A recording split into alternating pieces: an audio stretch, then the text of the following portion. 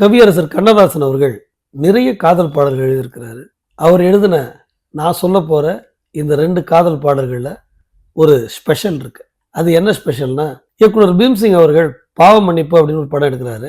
அந்த படத்துல music director MS. Viswanathan அவர்கள். இப்போ எம்.எஸ்.வியும் பீம்சிங் அவர்களும் ஒரு டிஸ்கஸ் பண்றாங்க. இந்த காதல் பாட்டு ஒரு வித்தியாசமான பாட்டா இருக்கணும்னு சொல்லி. உடனே கவியரசர் கண்ணதாசனை கூப்பிடுறாங்க. அவரும் வராரு. இப்போ எம்.எஸ். விஸ்வநாதன் அவர்கிட்ட சொல்றாரு, இந்த மாதிரி இது ஒரு காதல் பாட்டு, இது வித்தியாசமா இருக்கணும், இந்த பாட்டுல காதல்ங்கிற வார்த்தையே வரக்கூடாது, எழுதுங்க அப்படின்றாரு. உடனே கண்ணதாசன் யோசிக்கிறாரு, காதல் பாட்டுல காதலுங்கிற வார்த்தையே வராம ஒரு பாடல் எப்படி அப்படின்னு யோசிச்சுட்டு இருக்கும்போது இவருக்கு பகவத்கீதையில இடம்பெற்ற அவள் மார்கழி அப்படிங்கிற வார்த்தை நினைவுக்கு வருது. உடனே சட்டன் பேனாவை எடுக்கிறாரு, எழுத ஆரம்பிக்கிறாரு.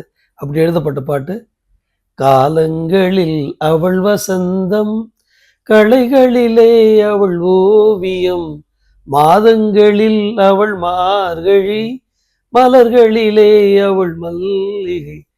எவ்வளவு பெரிய ஹிட் அந்த பாட்டு.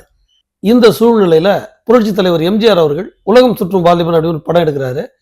அந்த படத்துக்கு கவியரசர் கண்ணதாசன் அவர்களை பாடல் எழுத கூப்பிட்டு அவரும் இதே மாதிரி சொல்றாரு, இது ஒரு வித்தியாசமான காதல் பாட்டு, இந்த பாட்டுல காதல்ங்கிற வார்த்தையே வரக்கூடாது அப்படின்னு கண்டிஷனாவே சொல்றாரு. உடனே கண்ணதாசன் அவர்கள் எழுதின பாட்டு தான் அவளூர் நவரச நாடகம், ஆனந்த கவிதையின் ஆலயம், தழுவிடும் இனங்களில் மானினம், தமிழும் அவளும் ஓரினம்.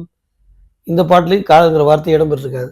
பார்த்தீங்களா, கவியரசர் கண்ணதாசன் அவர்கள் காதல் பாடல்ல கூட வித்தியாசப்படுத்தியிருக்கிறாரு, காதல்ங்கிற வார்த்தையே இல்லாமல். அதனால தான் அவர் கவியரசர். நன்றி, வணக்கம்.